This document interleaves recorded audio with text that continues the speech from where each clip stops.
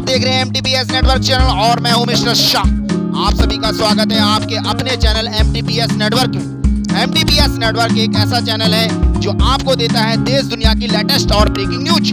आज की लेटेस्ट और ब्रेकिंग न्यूज है, सीधे चलते हैं दिल्ली और दिल्ली से एक बड़ी खबर। जनधन खाता जाने कब आएंगे जून के पैसे। जनधन खाते में 500 रुपए डाल दिए गए हैं सरकार ने। मैं आपको इस पोस्ट में बताऊंगा कि कब आएंगे आपके अकाउंट में जनधन के खाते के पैसे। तो सीधे चलते हैं नई दिल्ली और जनधन खाते का मैं आपको बताता हूं पूरा विस्तार से। तो जनधन खाता जाने इस नंबर के कब आएंगे आपके खाते में पैसे।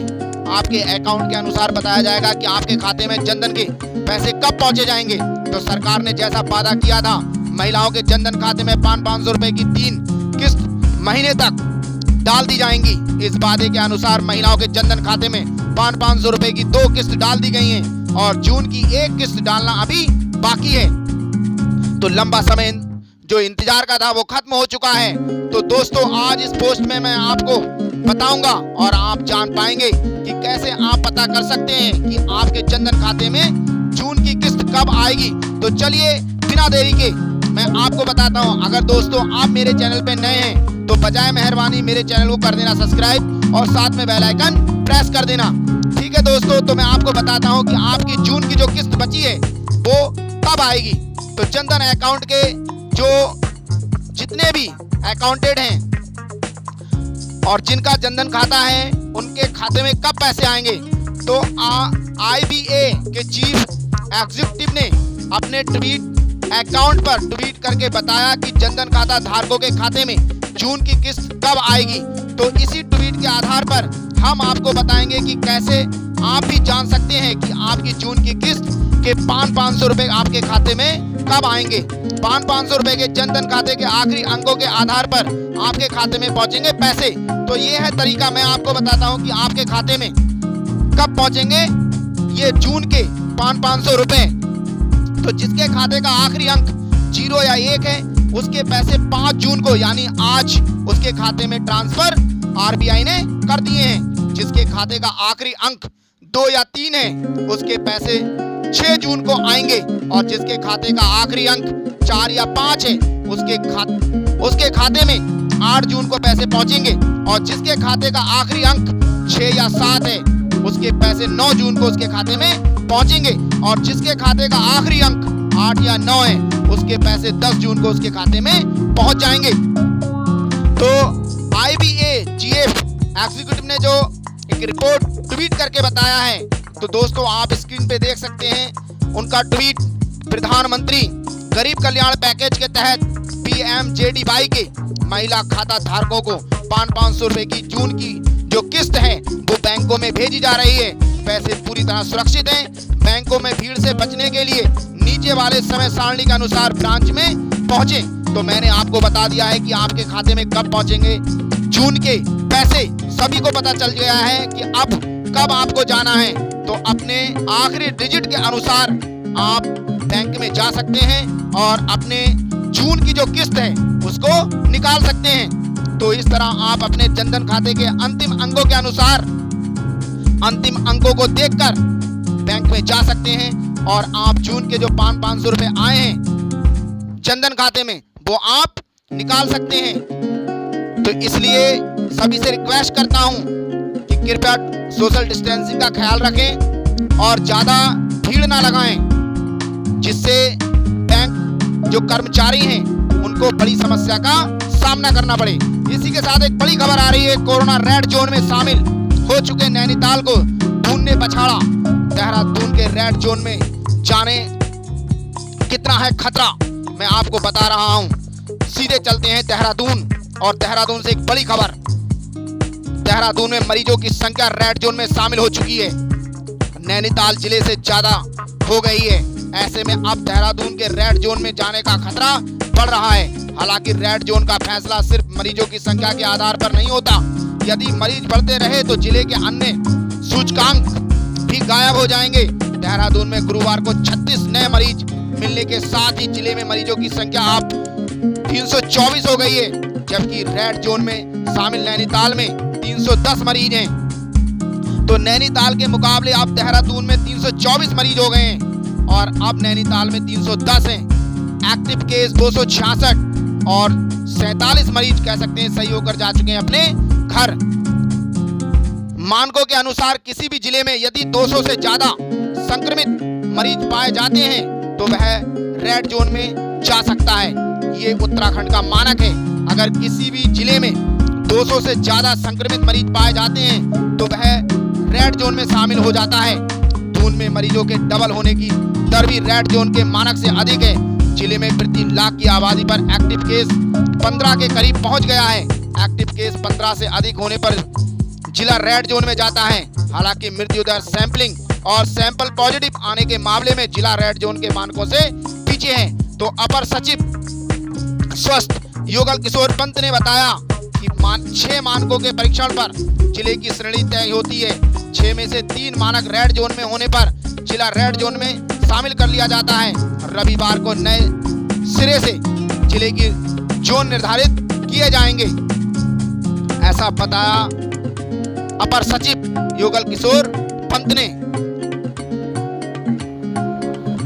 अगली खबर की ओर चलते हैं। एक बड़ी खबर निकल कर आ रही है और सीधे चलते हैं रामपुर से एक बड़ी खबर। आचार संहिता उल्लंघन मामले में सपा सांसद आजम खां को मिली जमानत। अब आजम खां जमानत पर हो गए रिहा। सपा सांसद आजम खां को आचार संहिता के एक मामले में कोर्ट से राहत मिल गई है, जबकि 2 जमानत याचिकाओं पर बृहस्पतिवार को फिर सुनवाई टल गई है। अब इस मामले की सुनवाई 6 जून को होगी।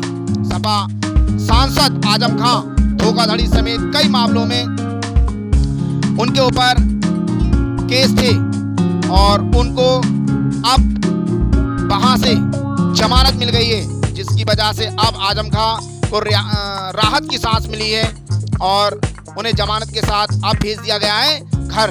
तो अब कह सकते हैं लॉकडाउन खत्म होने के बाद एक बार फिर सपा सांसद आजम खां ने को रिहाई मिल गई है। जमानत याचिका कोर्ट में लगाई थी, जिसकी वजह से यतीम खाना मामले में जमानत याचिका मंजूर हो गई है और अब उन्हें कह सकते हैं हरी झंडी मिल गई है, जिसकी वजह से उनकी जमानत हो गई है और उन्हें सीधे घर के लिए रवाना कर दिया गया है। एक बड़ी खबर निकल कर आ रही है और उसकी ओर चलते हैं। उत्तराखंड की राजधानी देहरादून से एक बड़ी खबर निकल कर आ रही है उत्तराखंड सरकार के लिए। मुख्यमंत्री त्रिवेंद्र सिंह रावत को कोरोना संक्रमण नहीं है, रिपोर्ट में हुई पुष्टि। उत्तराखंड के मुख्यमंत्री त्रिवेंद्र सिंह रावत के लिए एक राहत बड़ी खबर है। उनकी कोरोना रिपोर्ट निगेटिव आई है। तो देहरादून से एक बड़ी खबर है और मैं हूं मिस्टर शाह। सीधे आपको ले चलता हूं देहरादून और देहरादून से एक बड़ी खबर। उत्तराखंड के मुख्यमंत्री त्रिवेंद्र सिंह रावत की कोरोना जांच रिपोर्ट में उनके संक्रमण मुक्त होने की पुष्टि हुई है।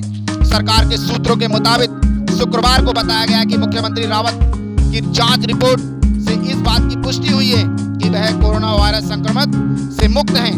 प्रदेश के पर्यटन मंत्री सतपाल महाराज के कोरोना वायरस से संक्रमित होने और इस दौरान उनके राज्य मंत्रिमंडल की बैठक में शामिल होने के बाद मचे हड़कंप के बीच मुख्यमंत्री रावत ने अपनी कोरोना वायरस टेस्ट करवाया था और उसको देखते हुए वहां जब रिपोर्ट आई तो पता चला कि इस दौरान उनको कोरोना वायरस नहीं है।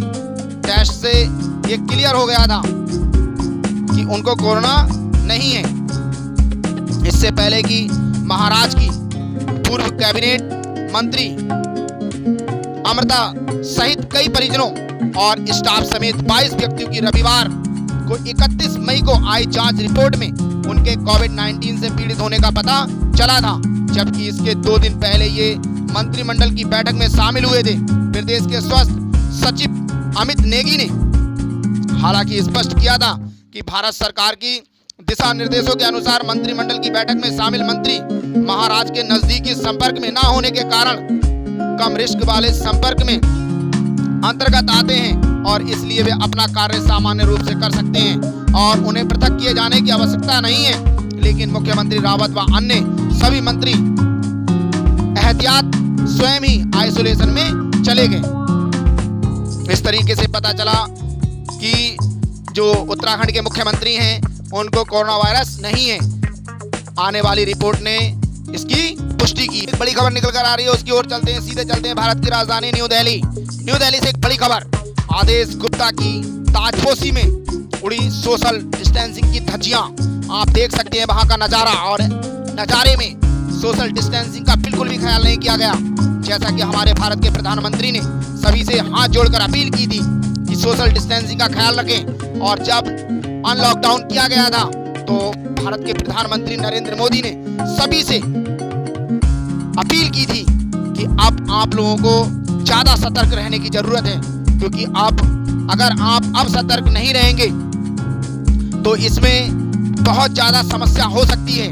इसलिए आज जब आदेश गुप्ता की ताज़ी की गई, जब उन्हें सिंहासन पे बिठाला गया, कह सकते हैं जब आज उनको गद्दी दी गई, तो वहां पर देखा गया ये नजारा कि वहां पर सोशल डिस्टेंसिंग का बिल्कुल भी ख्याल नहीं रखा गया। और एक बड़ी खबर आ रही है, उसकी ओर चलते हैं, सीधे चलते हैं। महाराष्ट्र, कोरोना महाराष्ट्र में हर दिन टूट रहा है मौत का आंकड़ा, या ये कह सकते हैं रिकॉर्ड का दिन ब दिन एक नया पहाड़ बनता चला जा रहा है महाराष्ट्र में। आज देखें तो पिछले 24 घंटे में 139 लोगों की मौत हुई है महाराष्ट्र से। एक बड़ी खबर निकल कर आ रही है। भारत के कोरोना ट्रैकर पर अगर दृष्टि डालें दोस्तों, तो भारत का जो कोरोना ट्रैकर अब तक भारत में कुल कंफर्म केस 2,26,770 हैं। उसी के साथ पूरे भारत से रिकवर केस की बात करें, या ये कह सकते हैं कि पूरे भारत से कोरोना वायरस से सही होकर 1,09,462 लोग जा चुके हैं अपने घर, और उसी के साथ पूरे भारत से 6,348 लोगों की हो गई अब तक मौत। पूरे विश्व के कोरोना ट्रैकर पर अगर दृष्टि डालें तो पूरे विश्व से 66,75,011 कुल कंफर्म केस हैं, और उसी के साथ 28,95,167 लोग कह सकते हैं पूरे विश्व से कोरोना वायरस से सही होकर जा चुके हैं अपने घर। उसी के साथ पूरे विश्व से 3,91,848 लोगों की हो गई है मौत। अगर आप सभी को MTPS नेटवर्क चैनल की ये न्यूज पसंद आई हो तो दोस्तों अपने चैनल को कर देना सब्सक्राइब, और साथ में बेल आइकन प्रेस कर देना, जिससे आप लोगों के पास देश दुनिया की लेटेस्ट और ब्रेकिंग न्यूज पहुंचती रहे। MTPS नेटवर्क चैनल से जुड़े रहने के लिए मैं आप सभी का धन्यवाद करता हूं। एक नई लेटेस्ट और ब्रेकिंग न्यूज के साथ फिर उपस्थित होंगे, तब तक के लिए मिस्टर सागो दीजिए इजाजत। आपका दिन